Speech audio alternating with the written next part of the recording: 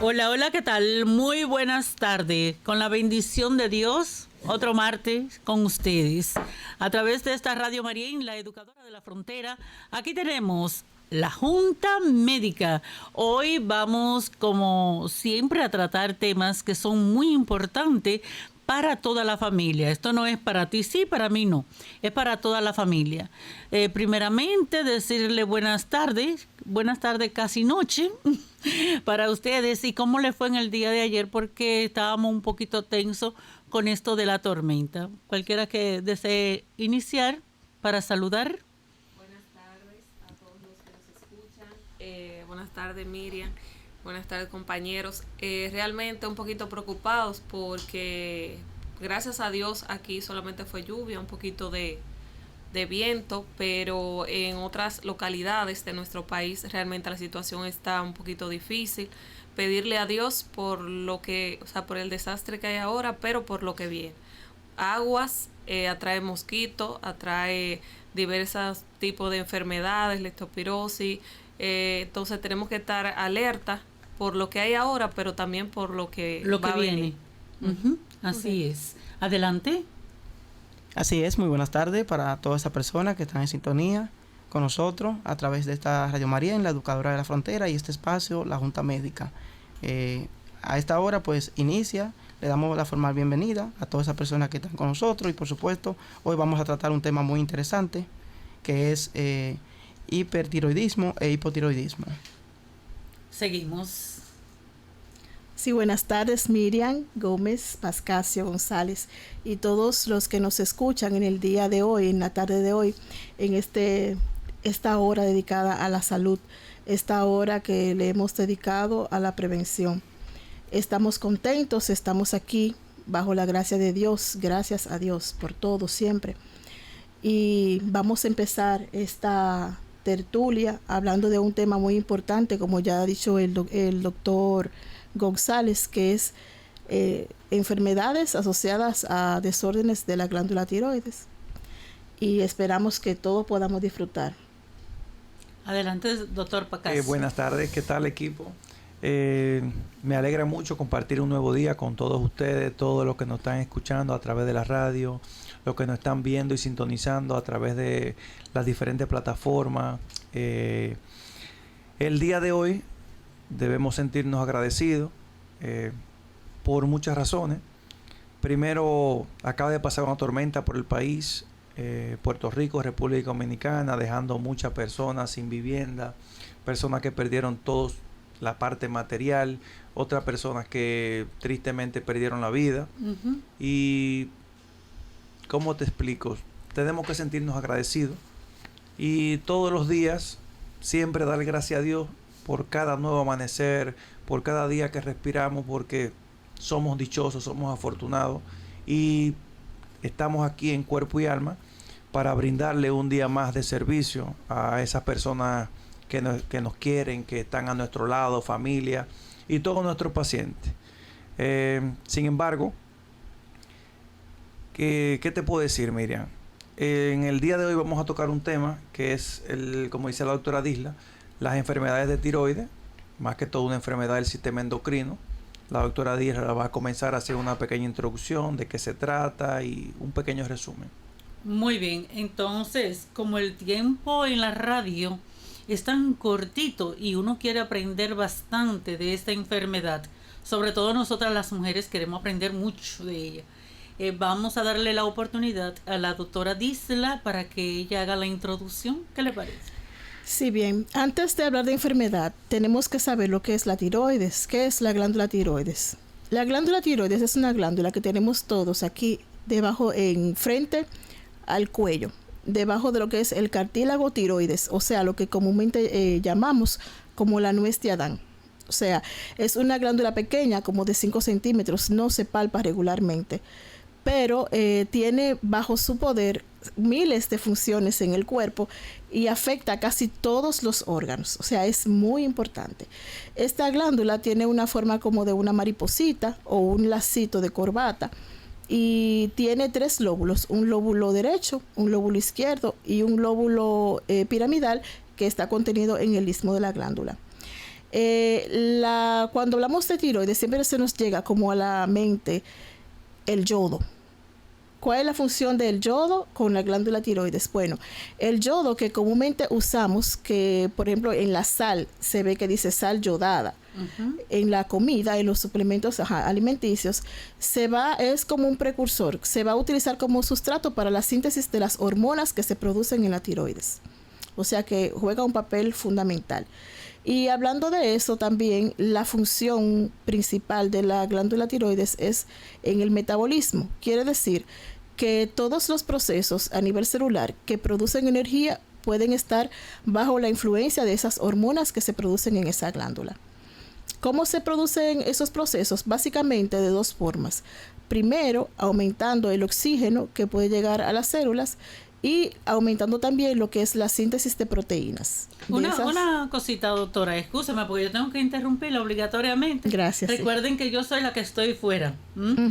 Pero cuando usted dice que es una parte de energía, esto quiere decir que si yo tengo algún tipo de inconveniente con las glándulas, yo puedo tener como como sentirme agotada, fatiga. ¿Se puede sentir eso? Sí, realmente los síntomas clínicos básicamente tienen que ver con lo que es un estado de estar como con mucha energía, muy activo, muy acelerado, o al contrario. Puede estar como somnoliento, como letárgico, como dormitado, así. Entonces tiene que ver mucho con eso, claro que sí. Ok, ¿y a qué se debe que una persona o una misma persona puede estar demasiado energético o demasiado, qué sé yo, como caído? ¿A qué se debe? Sí, mira, hay diferentes causas, no solamente una causa hormonal, pero en este caso, la producción de hormonas o la deficiencia de la producción de hormonas, como tiene que ver en tantos procesos vitales como la producción de la regulación de calor, la frecuencia cardíaca, la presión, todo eso conlleva a que se genere un estado de ánimo también. Son diferentes procesos, sí. Muy bien. En ese caso, tenemos que las hormonas tiroideas van a regular funciones tan vitales para nosotros como son lo que habíamos hablado, temperatura, frecuencia cardíaca, tiene que ver también con la fertilidad, con la digestión. Casi todos los órganos o las funciones vitales que se generan en el cuerpo están bajo la influencia de esas hormonas tiroideas. Entonces, cuando hablamos de hormona tiroidea, ¿a qué nos referimos? Bueno, la glándula va a producir básicamente la T3 y la T4. ¿Qué quiere decir eso? Sí, es una nomenclatura que se da cuando se llama de T3. Eso es cuántos iones de yodo se pueden asociar a esa hormona. Okay. ¿Qué cantidad yo tengo? Si son 3 que se unen a esas moléculas, es la T3, que tiene un nombre más complejo, y la T4 cuando son 4 iones. Básicamente esas dos hormonas. Realmente, escúchame, Isla, uno lo abrevia porque si uno le dice al paciente, por ejemplo, la T3, triyodotironina, te dice... doctora, háblame en español. Entonces, exacto, la tetrayodotironina. Entonces, cuando uno le habla de eso, o sea, son nombres muy rebuscados, muy que nos hablan muy bien a nosotros, nos orientan, pero al paciente no tanto. Pero si usted sabe la T3 o la T4, ya usted sabe que tiroides, las dos. Okay. Sí, correcto. Y de hecho así, o sea, se presenta en los análisis cuando uno lo indica y cuando se le presenta al paciente para el laboratorio, se indican así como T3 y T4, porque son nombres más complejos. Y se le explica al paciente, porque hay muchos pacientes que se sienten tímidos al preguntar. Le dicen, ay, yo no le voy a preguntar porque el doctor tal vez está esperando más persona, o el doctor mira cómo me mira, o la doctora, yo no voy a preguntar. ¿Ustedes le explican de una vez? Claro, se le debe de explicar siempre al paciente lo que quiere decir, todo lo que... ¿Y por qué se lo estamos indicando? Que es lo más importante. Claro que sí. En ese sentido, como ahora lo que nosotros queremos es orientar a la población básicamente como en la forma de detectar si hay un problema de tiroides, si algún vecino, si algún familiar tiene algún problema de tiroides o hasta uno mismo, y la importancia de esas hormonas que a veces no le damos seguimiento.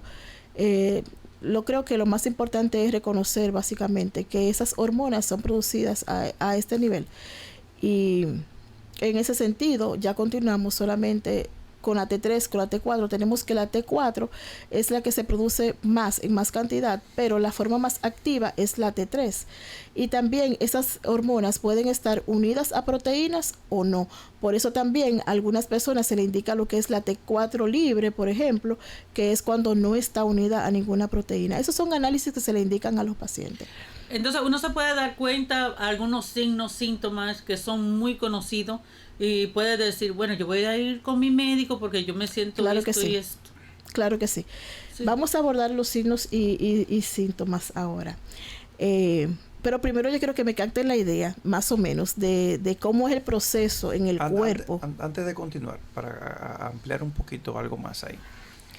Antes de llegar a lo que son la síntesis directa y el trabajo directo de esta glándula, por así decirlo, tenemos que existe un factor desencadenante o un máster, así como estamos aquí, que en este caso sería el hipotálamo. A nivel neurológico existe una liberación de una hormona, una liberación que se llama TSH, que es hormona estimulante de la tiroides. Es decir, dependiendo lo que nuestro cerebro considere y el hipotálamo considere, va a ser la liberación de esa TSH, que le dice a la tiroides, mira, necesito tanta cantidad de T3 y tanta cantidad de T4. Eso es como cuando tú tienes 5 personas en tu casa y vas a preparar la comida. Mira, vamos a cocinar para 5 personas hoy. Vamos a cocinar para 6 personas. Entonces, muchas veces la alteración se produce porque la hormona no capta esa señal. Es decir, la glándula no capta la señal del cerebro. Es decir, el cerebro dice una cosa, pero la glándula dice otra, completamente diferente. Y a raíz de ahí es que comienzan los problemas. Es decir, yo te doy una orden, pero tú quieres hacer lo que tú quieras. Entonces, en ese tipo de temática, de lo que la glándula decide hacer, es donde viene la clínica y la sintomatología del paciente. Ok. Uy, Sí. esto está muy bueno. Es un tema muy interesante y tiene o sea, se puede tener tantos enfoques diferentes de este tema. Y muy importante también, porque es que todas las funciones vitales tienen que ver con este tema. Entonces, a lo que el doctor decía, también hay una hormona que se va a segregar desde arriba, desde nuestro cerebro. Hay una parte del cerebro que es mandatoria para todas las hormonas, que viene, o sea, de una región del cerebro que se llama hipotálamo, que esa es la que libera un tipo de hormonas que son liberadoras de las hormonas estimulantes que se van a producir en la hipófisis, que es lo que el doctor Como el estaba comando. hablando. Sí, la torre de control. Sí, Entonces hay más control. problemas, entonces suman Sí. más problemas. ¿Por qué? Porque a veces la tiroides está bien, la glándula está bien, el problema está aquí en el cerebro. En En la cerebro. torre. En la En la torre de control. Exacto, entonces pero ahí esto es hay una problemas. cosa. Sí. Sí. Entonces, estas hormonas que se van a liberar en la hipófisis, como ya había dicho el doctor Pascasio Núñez, son las que le van a decir a la glándula cuando ella entiende que hay una baja producción de hormonas, le da una señal a la glándula para que haga una producción de esas hormonas. Y en dado caso de que entienda que hay mucha producción, a que detenga esa producción. O sea que es un mecanismo de regulación, un mecanismo regulador. Cuando hay mucha, dice ya no produzcas. Una máquina perfecta. Sí, yo la hice. Pero cuando hay poca, ya le dice, mira, tienes que producir. Ok. Eso hace una regulación. Que eso es como una retroalimentación positiva que se mantiene como el equilibrio hormonal según los niveles de la sangre que esté la hormona. ¿Eso le da más a las mujeres que a los hombres o cómo Ese es un mecanismo que tenemos hombres y mujeres. Eso es fisiológico. No, pero Para que me entiendan, la disculpe. incidencia es mayor en el sexo femenino. Sí. En las Pascasio. mujeres Sí, mayor. En la mayor, Sí. a mayor incidencia. De patología, pero es mismo, Patológicamente. es lo mismo. Pero misma fisiológicamente trabajan igual en los dos sexos. Ok. Sí. Miren, Todos para- tenemos ese sistema. Ajá. Para que miren y entiendan, es un proceso fisiológico. Mis compañeros que están explicando es un proceso fisiológico en mujeres y en hombres. Ahora bien, en cuanto a las patologías, como usted dice, son más frecuentes en las mujeres. El hipotiroidismo y el hipertiroidismo más frecuente en las mujeres. Ahora bien, ¿a qué se debe? Generalmente le estamos explicando la base fisiológica para después dar como ir en lleno, vamos a decir, ir de frente a lo que representa la enfermedad. Por ejemplo, en el caso del hipotiroidismo, no es más que una disminución en la producción de la hormona que mi compañera explicaba, la T3 y la T4. Obviamente la T4, que obviamente se convierte en T3 después. Obviamente, esta disminución de la producción de esta hormona va a producir síntomas en los pacientes. ¿Cuáles son los síntomas que va a causar? Somnolencia, va a aumentar de peso, a pesar de tener una dieta, vamos a decir, disminuida. No, pero yo no como casi mente, pero subo mucho de peso. Ojo, tienes que estudiarte tiroides, porque hay que ver si tiene algún hipotiroidismo. Aparte de eso, puede tener calambres, puede tener constipación, puede tener caída del pelo. Todo eso son síntomas que te pueden ir alertando sobre una condición de que el tiroides no anda bien. Eso es muy importante que la gente conozca. Ok, ¿y cuál es el especialista que uno debe ir específicamente? Porque si yo tengo un problema de corazón, voy donde el cardiólogo. En esta parte de la tiroides, ¿dónde yo debo ir? Inicialmente, lo recomendable es que visites un internista si no sabes cuál es el problema. Ya luego que el internista confirma el problema, lo correcto sería que el mismo internista te refiera con un endocrinólogo. O un pediatra. O un pediatra en el caso que sea un niño. Claro. Pero si está embarazada, debe de ir con un ginecólogo o endocrinólogo. Un ginecólogo, claro. También. Ustedes ven, eso es importante, Claro, eso no lo sepa. Claro. Sí. Eso es importantísimo. Entonces, Miriam, la parte interesante que todo el mundo quiere escuchar. Habíamos dicho que la glándula normalmente no se palpa, pero te palpas un bulto aquí en el cuello y vas al médico. Eso es lo que comúnmente se llama como bocio. Que la gente dice, yo tengo un bocio.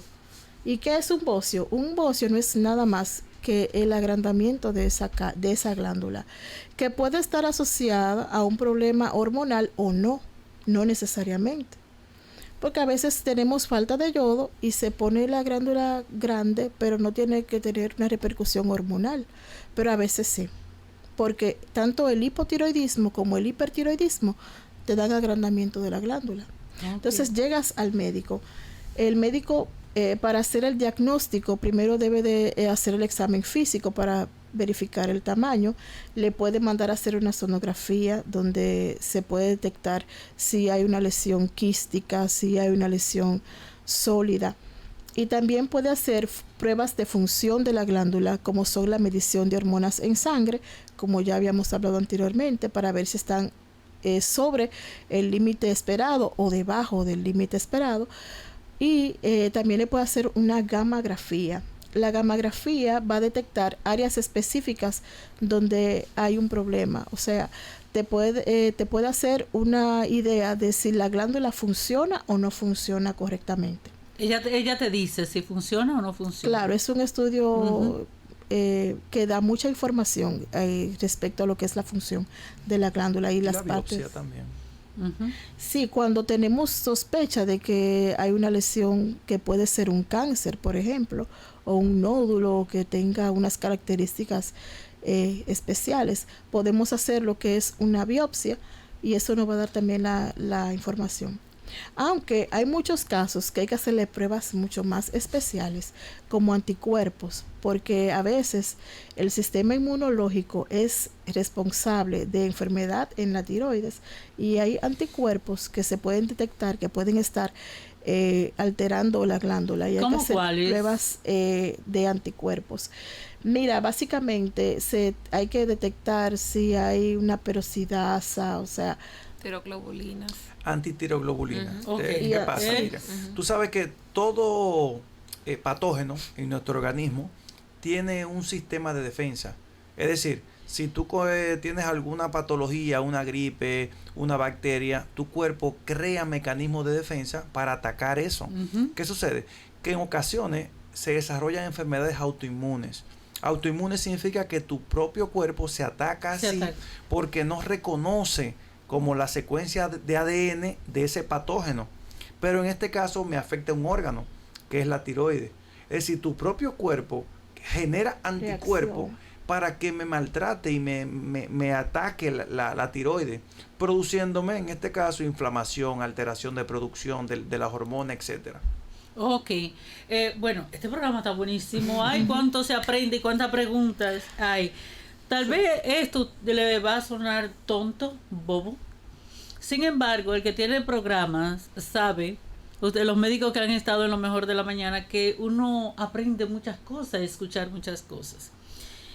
Yo he escuchado personas decir, fulano, en vez de decir tiene un bocio, se dice, tiene una papada de grande. Está engordando, eso es una papada. ¿Cómo se puede diferenciar eso que algunas personas le llaman papada a un bocio? Bueno, anatómicamente no es igual. La papada está por encima del ángulo que se forma entre la mandíbula y el cuello. Usted se fija. La parte del bocio, el agrandamiento, ese abultamiento se va a ver por debajo de ese ángulo para que las personas me entiendan. Realmente tiene estructura anatómica específica. La papada viene de la parte superior. La tiroides no está ahí. La tiroides está justamente en el frente del cuello. En la garganta, como nosotros le llamamos. Exactamente. En el galillo. En el galillo. La gente dice así. Ahí justamente que está la tiroides. Okay. Para que la gente tenga una idea que no son parecidas y la papada es algo que es igual en su trayecto. Usted sabe, claro, homogéneo. Pero aquí no, aquí es una pequeña bolita o una pequeña alteración de un lado o de otro. ¿Ok? Pero hay bocios que son un poquito grandes, ¿verdad? Que sí, pero eso empezó pequeño. Lo ideal es no dejarlo crecer hasta ahí. Okay. Usted sabe, desde que usted sienta alguna bolita, acudir de una vez a su médico de cabecera, preguntarle y así hacerle todo lo del lugar. Porque uno sabe qué cosa extraña tiene en su cuerpo, ¿verdad? Se supone que uno se lo conoce. Sí, claro. En este caso lo correcto sería que un médico te haga el diagnóstico diferencial. Claro. Porque en esta zona no solamente está la glándula tiroides, hay otras glándulas. Está la paratiroides, está la sublingual, nódulos. Están los nódulos, están el ganglio linfático. En resumen, hay mucha patología. Un niño te puede hacer una papera, por ejemplo, como llamaban antes, y el médico pueden llevar todo lo de consulta diciéndote qué problema es tiroides. Entonces, en el médico está el trabajo de reconocer la ubicación, mandarte los estudios necesarios y confirmar exactamente si el problema es o no es tiroides. ¿Y por qué las mujeres somos más propensas en tenerla que los hombres? Sí, mire qué pasa. Realmente, usted sabe que durante el embarazo, la mujer tiene un intercambio tiene una placenta. La placenta es de donde se alimenta el feto. Entonces, ¿qué pasa? Durante ese producto se está formando, recuerde que hay un intercambio de células. Hay células que atraviesan esa barrera, esa placenta, y se quedan dentro del claustro materno aún cuando la mujer da a luz. Entonces, después, un tiempo después, esa misma célula, que son células blancas, pueden atacar a lo que es la tiroides. Entonces, por eso es que la mujer es más susceptible a presentar lo que son estas afecciones tiroideas. ¿Y el que nunca ha tenido hijos? También pudieran presentarlo, porque también existe otro factor, no solamente ese es uno por el que la mujer es más frecuente, pero también existe un factor hereditario.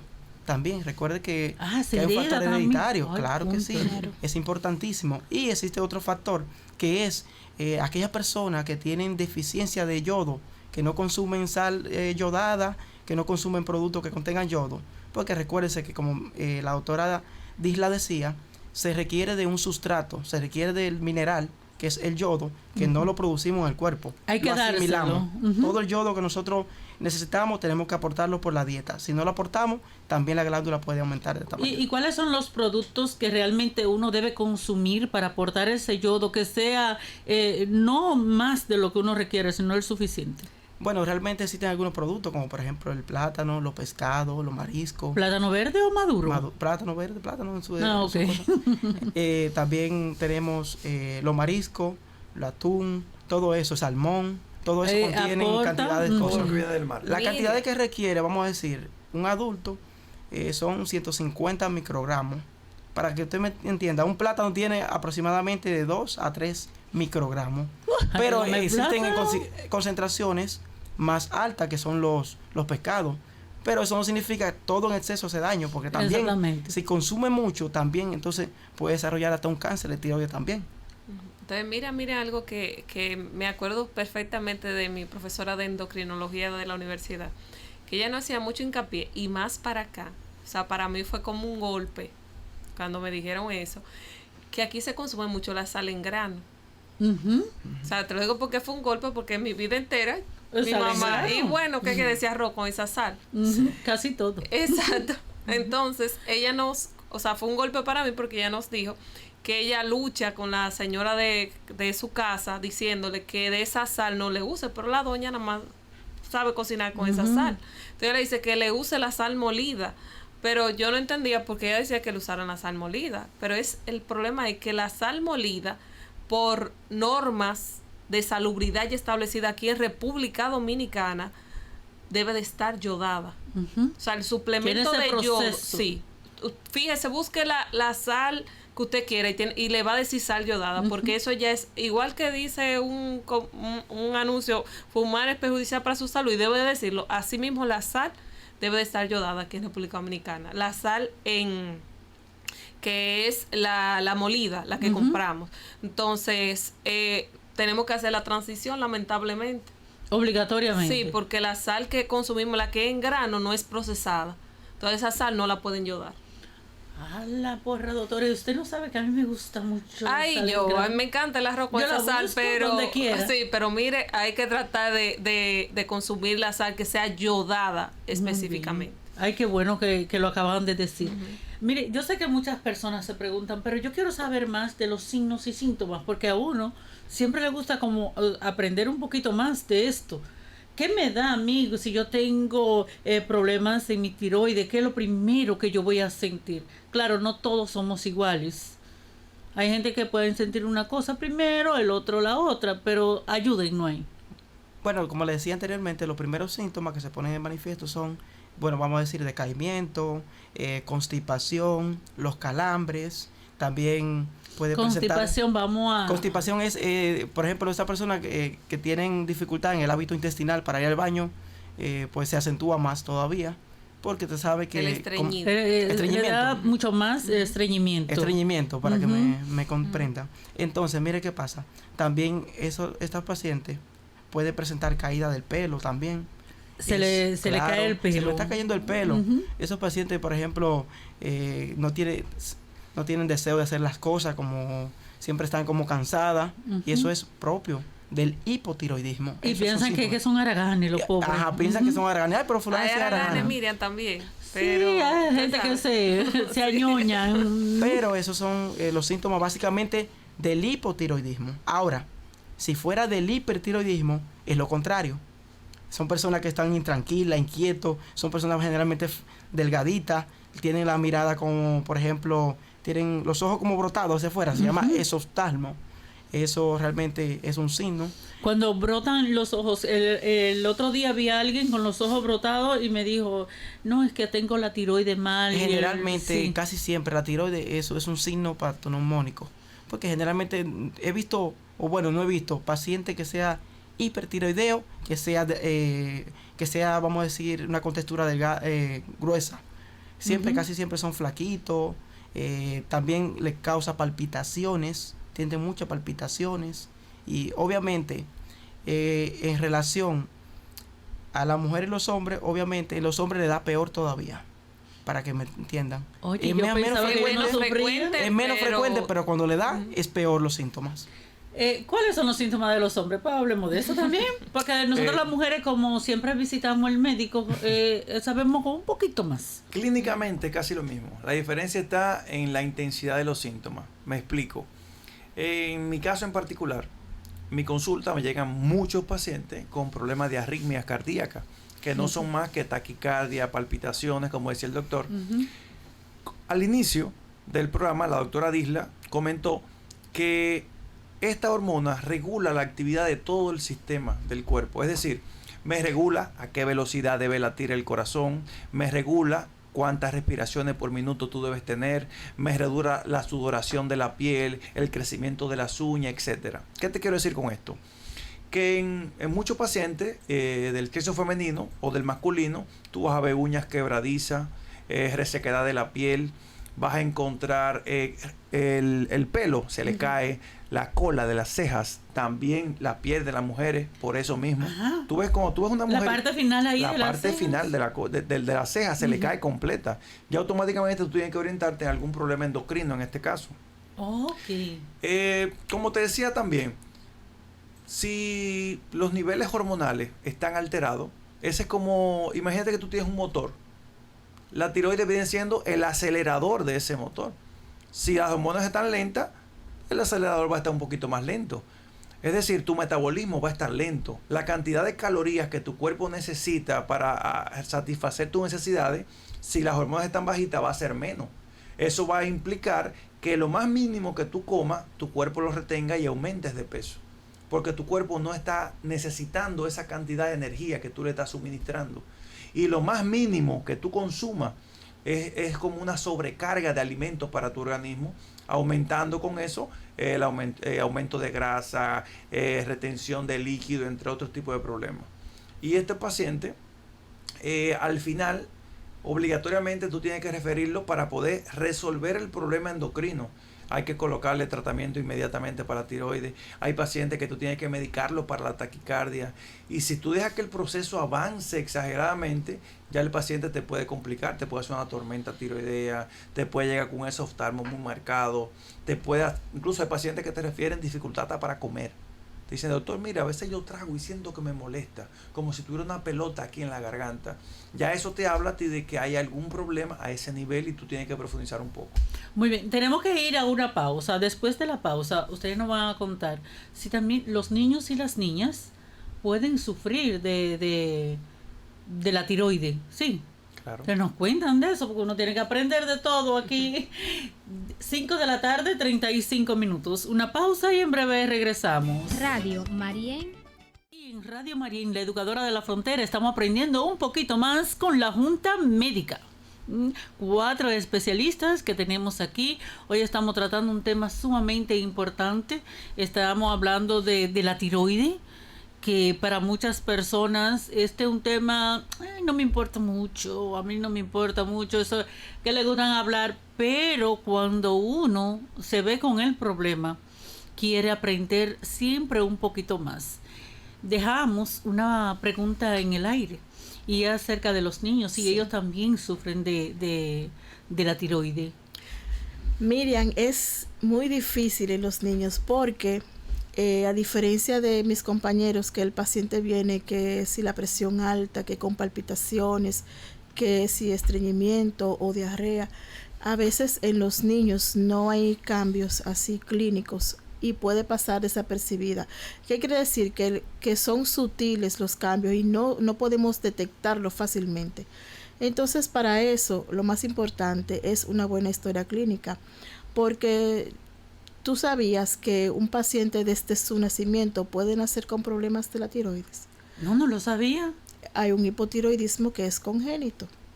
Okay. Entonces, ¿qué es lo primero que yo tengo que saber con ese paciente? Su historia en el embarazo, que para eso nosotros tenemos que tener una comunicación, claro. Si la madre tiene tiroides, poca producción o mucha producción de la hormona, o sea, un hipertiroidismo o un hipotiroidismo, yo tengo que saberlo cuando yo espero ese niño, porque el niño o también el padre, porque tiene un componente genético. Entonces, por ejemplo, en el caso de los anticuerpos que habíamos mencionado anteriormente, pueden esos pasar por la placenta. Ok. Entonces, mira qué sucede.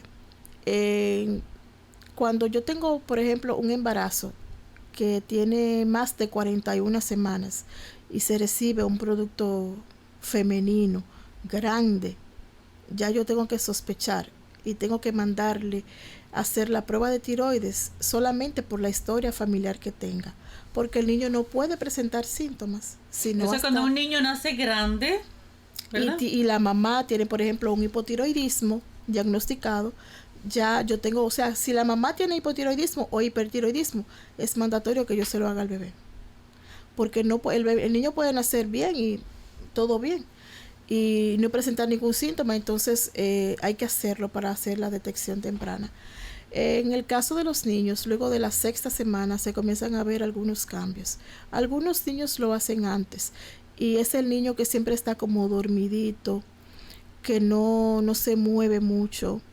En algunos casos se ponen amarillos, hay que tener cuidado con eso.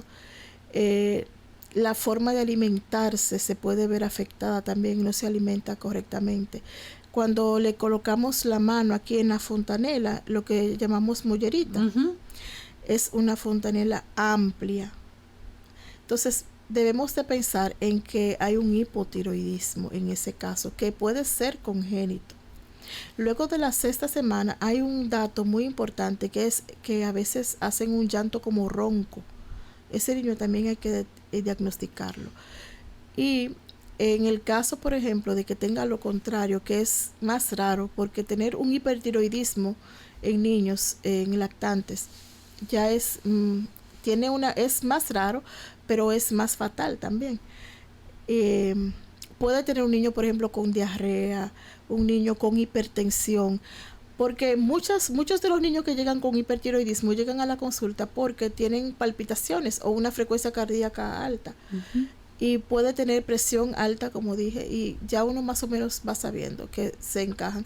Luego los síntomas son casi iguales, pero hay que tener mucho cuidado con los niños que son recién nacidos. Si mami tiene problemas de tiroides, el niño puede tener también. Qué bueno que usted lo dice, porque para nosotras las madres, un niño recién nacido se supone que está bien. Y como ellos no dicen aquí me duele ni me siento esto, y más para una primeriza. Y hay casos también que inclusive hasta infecciones virales te pueden hacer una afectación de esas hormonas. Y eso se conoce también como una tiroiditis aguda. Ok. Ahorita yo le pregunté cuando usted estaba diciendo que puede ser hereditario por la madre, ¿también por el padre? ¿Si lo tiene? Básicamente por la madre. Es más por la madre. Sí. Es muy difícil por el padre. Es que nosotros somos hembra o varón por específicamente un cromosoma, el X y el Y. ¿Usted sabe? Entonces, hay muchas enfermedades que son ligadas al X, como en este caso, y hay enfermedades que son ligadas al Y, que son los varones. Entonces, ya incluso hay enfermedades que uno dice, no, esa fue la madre que se la transmitió, porque eso está ligado al cromosoma X. Ok, claro. Entonces, en este caso también así. Por eso es la puede frecuencia. pasar así. Mira qué bien que lo explican, porque para nosotros siempre, bueno, lo heredó de papá porque tiene que ser de la mamá. Pues siempre me echan la culpa a mí como mamá. No, eso es así. Qué bueno que lo explican. ¿Me pueden seguir diciendo un poquito más acerca de los niños? ¿Qué otros síntomas podemos ver en ellos? Regularmente los síntomas son, ya cuando hay un proceso instalado, una enfermedad instalada, son casi iguales.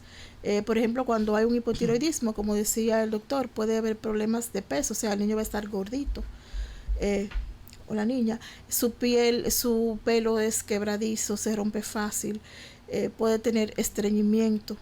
También tienen problemas con lo que es en la pubertad. Va a tener un retraso. Es una niña que tiene, un niño que tiene también baja talla. Y lo demás igual, o sea, siempre como en otro estado.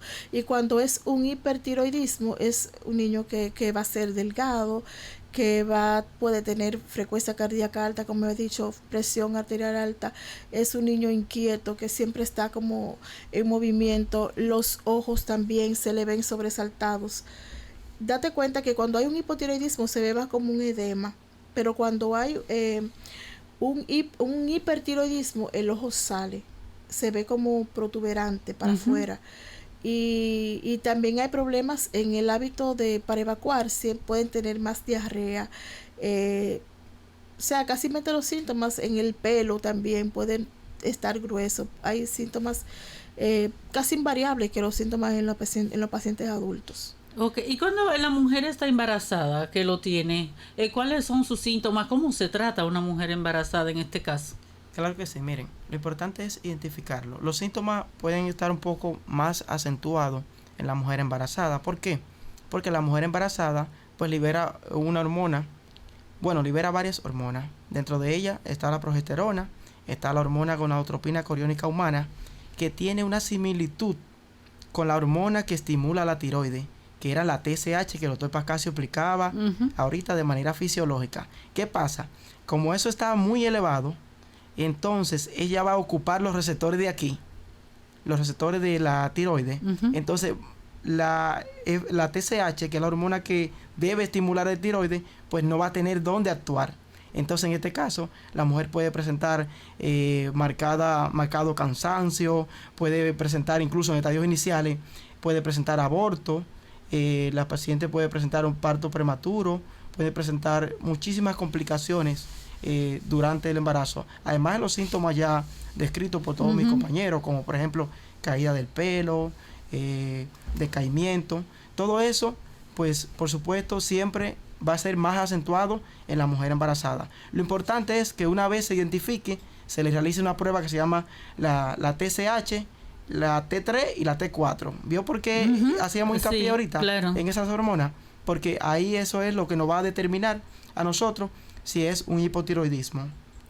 En dado caso sea un hipotiroidismo, ¿cómo se diagnostica? Pues la TSH va a estar aumentada y la T4 libre va a estar disminuida. Por supuesto, es importantísimo tratarla.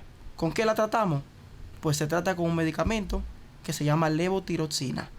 Automáticamente comenzamos a tratarlo, le hacemos un control y un seguimiento que va desde cada 6 semanas, cada 4 a 6 semanas, pues le repetimos la prueba para ver cómo se maneja, porque recuerde que los pacientes que tienen desequilibrios hormonales hay que estar haciéndole el monitoreo continuo para uno saber cómo están. Muy bien. Y en el caso del corazón, si hay personas que tienen problemas de hipertensión, ya problema cardiovascular, de otra forma, una mujer sobre todo, ¿cómo se trata? Normalmente este tipo de paciente, de la complicación principal que presenta desde el punto de vista de cardiología son las taquicardias y las arritmias del corazón. Este tipo de paciente, además de llevar el tratamiento hormonal para normalizar los niveles de las hormonas de la tiroides, hay que colocarle una especie de betabloqueante. Los betabloqueantes son unos medicamentos que se utilizan para que el corazón se mantenga con los latidos dentro de los parámetros normales. Es decir, el corazón tiene unos receptores, que son los receptores alfa y beta, que me miden los niveles de adrenalina que yo tengo circulando a nivel sanguíneo. Con este tipo de medicamentos yo bloqueo esos receptores para que independientemente el metabolismo de esa persona esté alto, esté lento, esté acelerado, esté como sea, que el corazón ni siquiera se entere de ese problema y los latidos del corazón siempre se mantengan estables. ¿Qué sucede?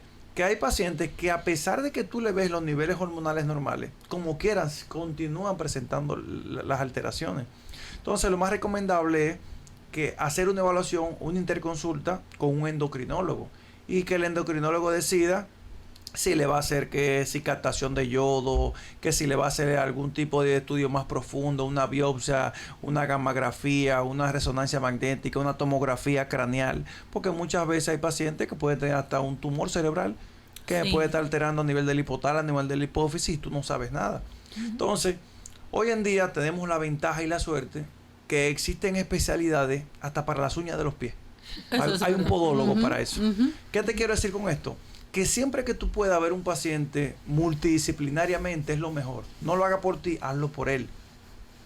Una segunda opinión de un especialista no te va a quitar nada. Entonces, siempre es bueno este tipo de paciente interconsultarlo con un endocrinólogo, con un internista y en caso si tiene un oftalmo, se lo manda a un oftalmólogo para que él me dé su opinión también. Porque muchas veces ese paciente puede tener una resequedad ocular por la protuberancia exagerada que tiene de los globos oculares. Y principalmente es eso. ¿Y qué dice la oftalmóloga? Bueno, lo mío es un poquito más serio, porque ya cuando tenemos un esoftalmo, que es la protrusión del globo ocular, o sea, de la órbita, de la cavidad craneal que lo protege, ya ahí tenemos un poquito de problema. Puede ser hipo o hipertiroidismo. O sea, cualquiera de los dos afecta específicamente la musculatura que mueve el ojo. Esa musculatura que mueve el ojo lo que hace es el músculo que se vuelve más gordito. Como él se vuelve más gordito, entonces no cabe el músculo y el ojo adentro. Entonces, por eso es que sale hacia afuera. El espacio se pone pequeño. Exactamente. Entonces, cuando se pone pequeño el espacio, pasan diferentes cosas. El nervio óptico, que es el cable que conecta el ojo con el cerebro, si por alguna razón ese nervio óptico se daña, usted deja de ver. El ojo puede estar en perfectas condiciones, pero si eso se daña, ya no hay, actualmente no hay un trasplante de nervio óptico. Como Dios. estamos muy apretaditos toditos en ese espacio que Dios nos dio, el nervio óptico puede dañarse por compresión, se llama. Entonces esa compresión que se forma me daña la papila del nervio, que es específicamente lo que se conecta con el ojo. Si se dañó, ya el paciente deja de ver. Entonces, para esos casos se hace una descompresión orbitaria. Se rompen algunos huesos que están alrededor de la órbita para que haya espacio. Porque el músculo, una vez que se hipertrofia, no vuelve hacia atrás. Sin importar la edad. Sin importar la edad. Entonces hay que hacer una descompresión orbitaria. ¿Qué pasa? Hay otros síntomas, como mencionó el doctor Pascasio, que son más frecuentes, que ya ese es el estadio más temible. Pero hay otros síntomas, como son la resequedad ocular. Pero la resequedad ocular constante, sin lubricación, puede ser que esa superficie se vaya haciendo delgada. Porque está muy reseca, se va haciendo delgada. Llega un punto que se puede perforar el ojo. Ay, de Dios. tan reseco que está. Entonces, por eso también debemos de vigilar siempre a ese paciente y mandarle gota lubricante, gel lubricante. En algunos casos incluso que debemos de mandarlo a dormir con antifaz a esos pacientes, porque cuando están durmiendo le queda el ojo medio abierto. Entonces hay una resequedad constante. Ok, por eso uno ve algunos pacientes que tienen el antifaz. Que puesto. uno se lo manda, que duerma Ok. con ellos, sí. Pero cuando usted dijo que lo suyo era más complicado, usted no dijo que era tan complicado. Sí, pero gracias a Dios, o sea, para tú llegar ya a una compresión orbitaria debe de pasar muchos síntomas. O sea, el paciente que tiene síntomas por tiroides a nivel ocular va, porque son difíciles. La resequedad, no hay una cosa más difícil. Imagínense cuando tuviera un abanico permanente en la frente. Eso es resequedad ocular. Entonces, cuando uno tiene un aire o un abanico que le está echando aire de frente, uno lo primero que hace es tratar como de evitarlo. Imagínese sí. eso 24 horas. Jesús Es santísimo. difícil, ¿verdad? Bueno, la verdad es que con este programa se aprende demasiado. Uno se queda y pasa el tiempo y quiere saber más y más. Pero ya casi estamos terminando, señores. Así es. No, y lo que te digo, Miriam, este tipo de paciente no es de un solo médico. Sí. No. Si te has dado cuenta, toca diferentes partes, diferentes especialidades, todo es un abanico de opciones que tú tienes. Exactamente. Bueno, no sé si después podemos hacer lo siguiente, de que la gente puedan enviar sus mensajes, sus preguntas, Claro. en algún momento, para nosotros poderla aquí analizar, responder. ¿Le parece esa dinámica? Claro que sí. A mí me gusta mucho la dinámica de que la gente utilice el WhatsApp porque es mucho mejor para ellos. Sí, claro. Y así ustedes tienen oportunidades de explicar mejor Claro. cualquier pregunta que se le haga. Mira, excúsame. Sí, yo mamá. antes que, o sea, tengo la inquietud de compartirle algo. Cuando yo estaba haciendo mi pasantía aquí en el hospital de Dajabón, yo vi morir una paciente con una tormenta tiroidea aquí. O sea, imagínate todas esas hormonas haciendo todo el efecto del mundo en esa paciente, hasta que finalmente la paciente murió. Falleció. Ajá, entonces con esto yo le digo es que si usted sabe que usted sufre de la tiroides, no se descuide. Si usted tiene alguno de estos síntomas, vaya al médico, porque puede ser que nunca le pase nada y puede ser que le pase todo. Exactamente. Entonces pero es tiene que mejor. ir. Claro, es mejor prevenir, tomar su medicamento, no dejarlo. Y hay muchísimas opciones ahora mismo para poder controlar, gracias a Dios, la glándula tiroides. A mí me gustan muchos remedios naturales, sin embargo, siempre tengo muy pendiente nuestros médicos. Claro. Lo primero, donde el médico, el especialista debe verte. Siempre aquí, y con eso no jugamos, con la salud de la Claro. gente. Si usted siente estos síntomas que los médicos acaban de decir, es importante que usted haga su cita médica. Y como dijo el doctor, aquí hay muchas opciones, muchos especialistas. ¿Le parece es. bien? Claro. Recordar el endocrinólogo. Sí, es Sí. verdad. Bueno, muchísimas gracias a ustedes. Gracias también a la audiencia de Radio María y a las personas que nos ven a través de YouTube, que lo pueden hacer en cualquier momento en su casa. Ustedes lo han visto, los Sí, programas, ay, ¿verdad? no, pero excelente. Excelente. Claro. Ay, qué bueno. Entonces ustedes lo pueden ver más adelante cuando lleguen a su casa, bañadito, tranquilito, se ponen a ver el programa y van a aprender bastante. ¿A quién le corresponde ya esa otra parte final? Antes de despedirnos, para que hagas una pequeña introducción de lo que se avecina para la próxima semana. Que no se pierde, ¿no? Bueno, en la próxima semana pues vamos a estar tratando el tema de diabetes mellitus, para que las personas pues ya vayan anotando en sus agendas y se den cita con nosotros. Así es. Yo me imagino que va a haber muchos pacientes porque ahora mismo esa es la enfermedad del momento. Del momento. Claro que sí, que anoten su pregunta y pues la pueden enviar por el WhatsApp. Y diabetes mellitus es bastante largo, un tema bastante amplio. Y por supuesto, ya hoy pues agradecerle la sintonía a todas las personas a través de los diferentes medios digitales y por supuesto los que están a través de Radio María, la Educadora de la Frontera, pues muchísimas gracias. Gracias a ustedes. Muy buenas tardes para todos. Yo soy Miriam Jiménez y mañana, si Dios quiere, estaré aquí a partir de las 9 de la mañana. Buenas tardes. Reservas. El Banco de los Dominicanos te da la hora. Es la hora 5:59. El ángel del Señor anunció a María. Y ella concibió corona y gracia del Espíritu Santo. Dios te salve María, llena eres de gracia. El Señor es contigo. Bendita tú eres entre todos.